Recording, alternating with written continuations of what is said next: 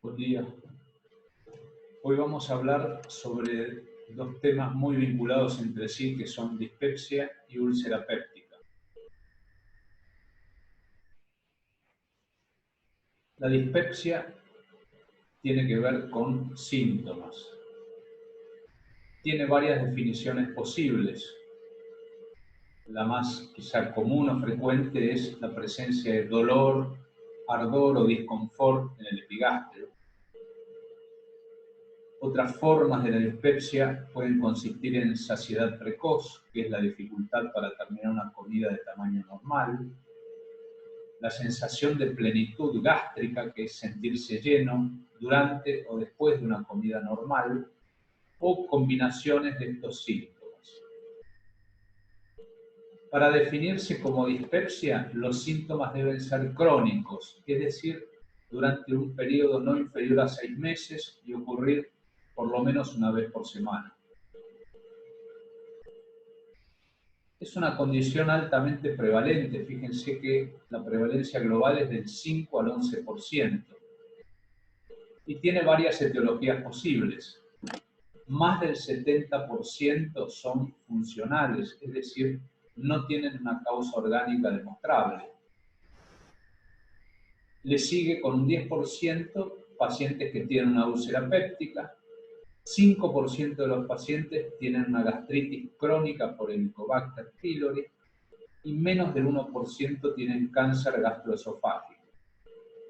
Les recuerdo que la mayoría de las personas con gastritis crónica por Helicobacter son asintomáticas. Hay otras causas, por ejemplo, ciertas drogas como los antiinflamatorios no esteroides, el hierro, la eritromicina, etc. La presencia de infusiones, la ingesta de infusiones como café, mate, la presencia de litiasis biliar, la disfunción del esfínter de Oddi, la isquemia mesentérica crónica, que es un dolor vinculado a una estrechez de la arteria mesentérica superior, sobre todo, que da dolor después de las comidas, el cáncer de páncreas y el carcinoma hepatocelular como causas muy poco frecuentes. No todo paciente con dispepsia es abordado de igual modo, dado que existen síntomas de alarma.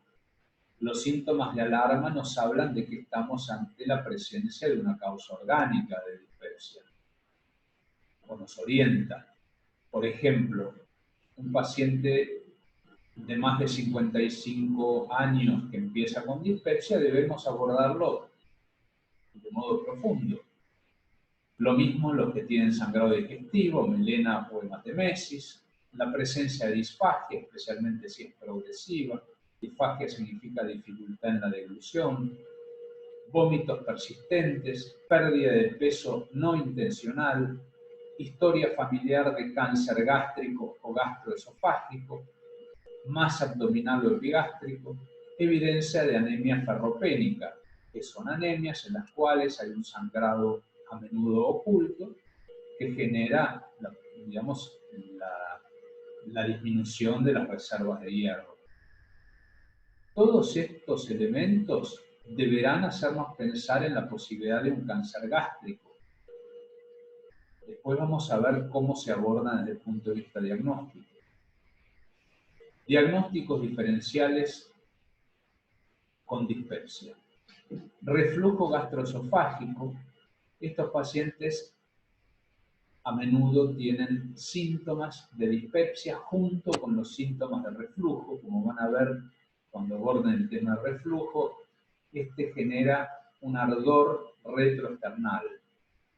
El colon irritable es una condición que muchas veces se asocia y se confunde con dispepsia, dado que a veces el colon irritable puede dar síntomas en el hemiabdomen superior. La gastroparesia, que es un trastorno motor del estómago, puede dar síntomas semejantes. Y ahora vamos a ver cómo se estudian estos pacientes. A todos hay que hacerles una rutina de laboratorio, incluido el hepatograma, por supuesto hemograma, función renal. Después se pueden hacer estudios no invasivos para detectar Helicobacter pylori. ¿Cuáles son estos estudios? Bueno, el más utilizado es el test del aliento con urea marcada. Se le da al paciente de tomar una solución que contiene urea. Dado que el Helicobacter tiene ureasa, degrada la urea en amoníaco y dióxido de carbono, y el dióxido de carbono marcado radioactivamente, porque la urea estaba marcada, es detectado por un contador. Esta es una forma indirecta de establecer la presencia de Helicobacter en el nódulo. Después, la determinación de antígeno de Helicobacter en materia fecal es menos utilizado, pero también es válido como estudio no invasivo.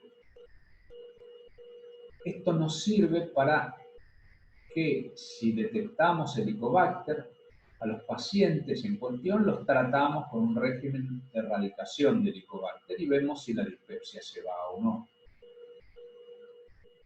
También de este modo tratamos a los pacientes que, aunque no los diagnostiquemos, pueden tener una úlcera.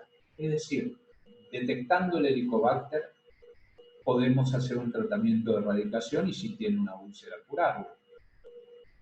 Ahora, se reserva el uso de la videoendoscopía digestiva alta para pacientes que tienen signos de alarma, los que mencionamos anteriormente, o cuadros que han sido refractarios al tratamiento.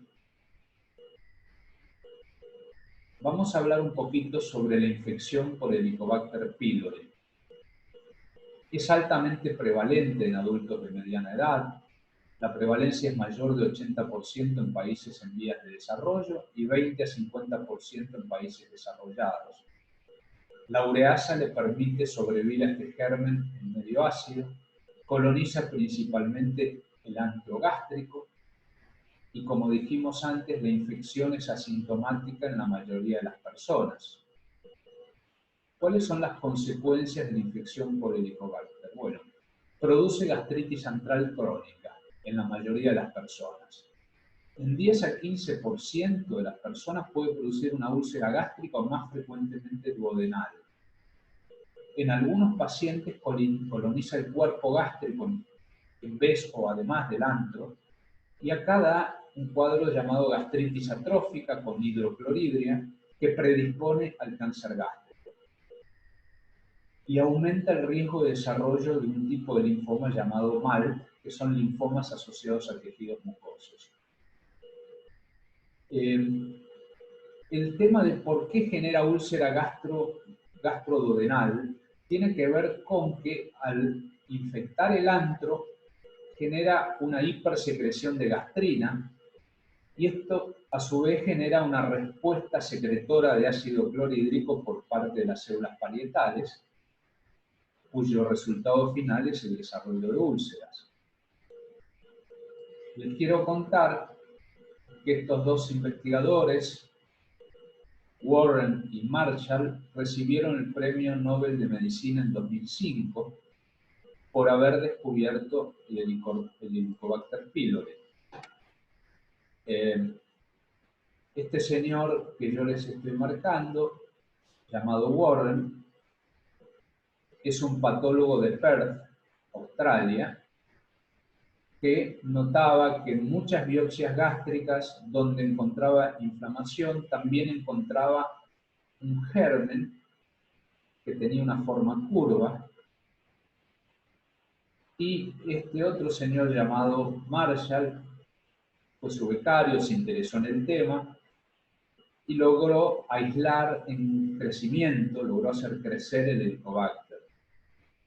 Juntos descubrieron que el Helicobacter causaba inflamación en el antro, encontraron que muchas personas con gastritis por Helicobacter desarrollaban úlceras, es decir, descubrieron todo el mecanismo que explicamos anteriormente.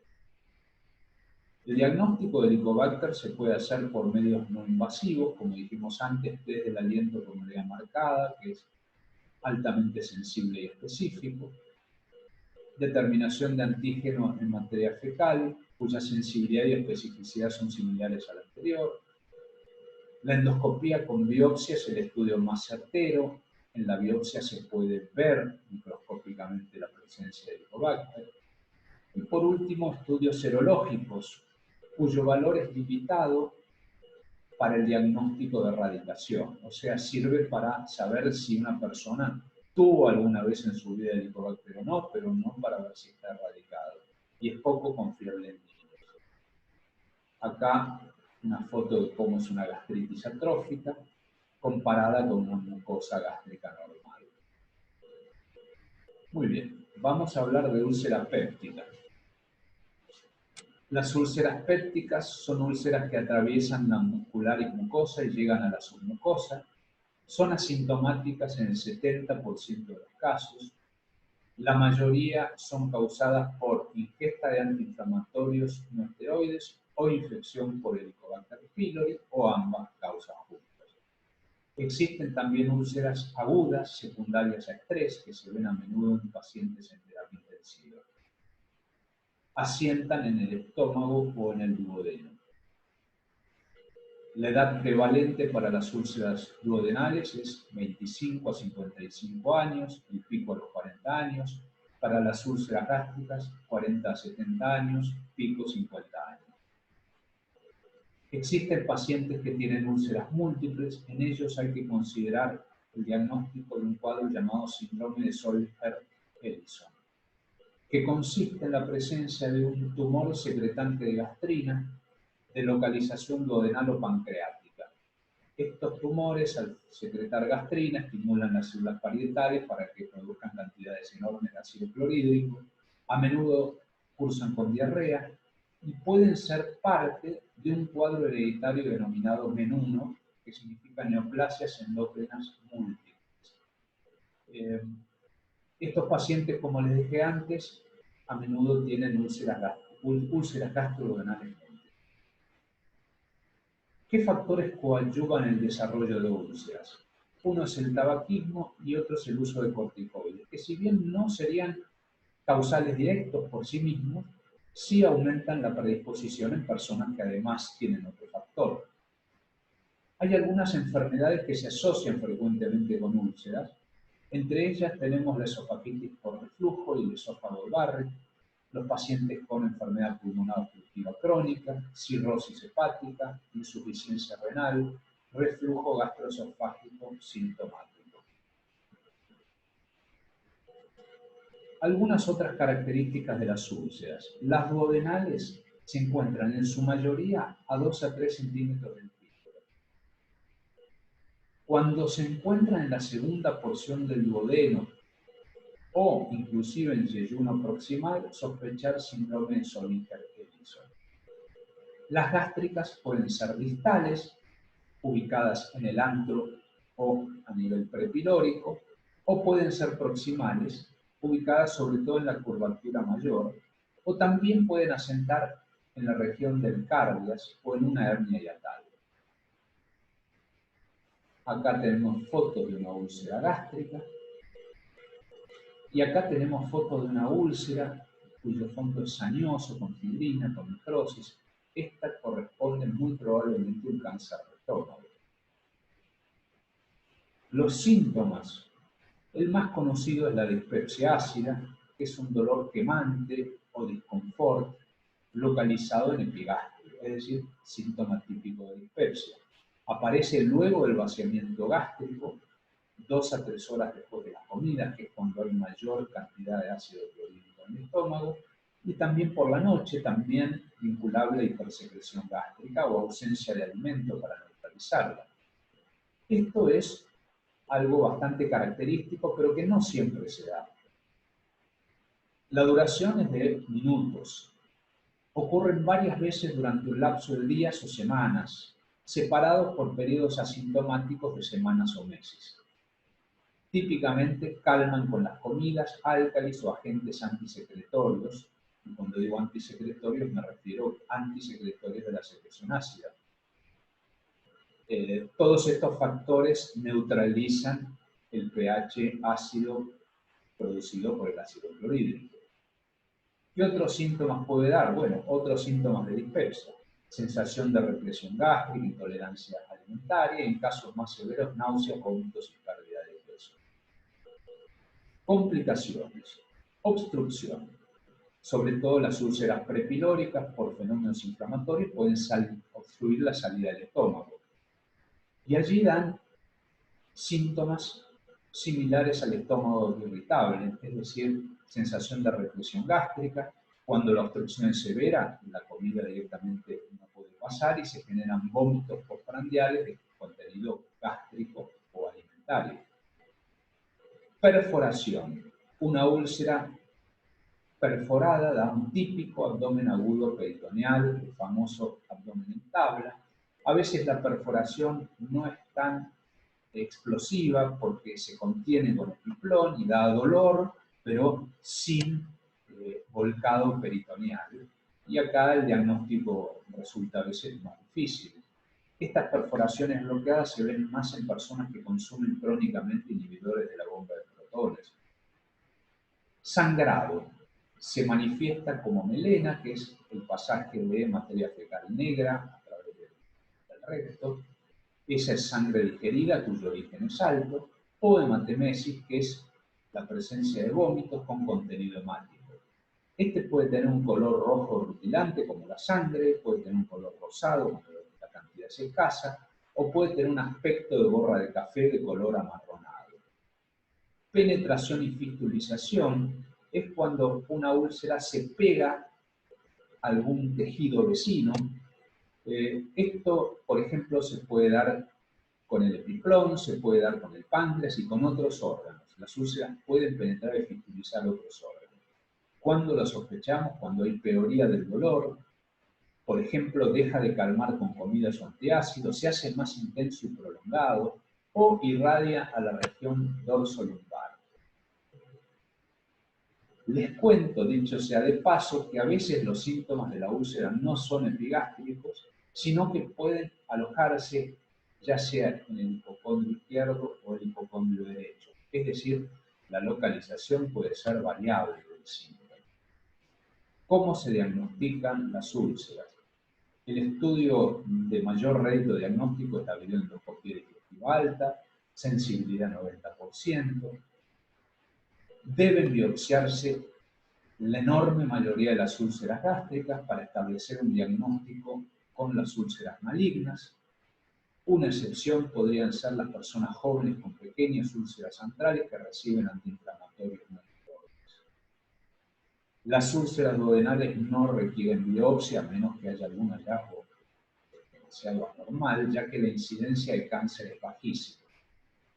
A veces, en el marco de un paciente con dispepsia, dijimos que con el diagnóstico del Helicobacter hacemos el tratamiento y quizás no nos enteremos que este paciente tenía una úlcera, pero si los síntomas no recurren, digamos que sospechamos que con el tratamiento de erradicación hemos curado la úlcera.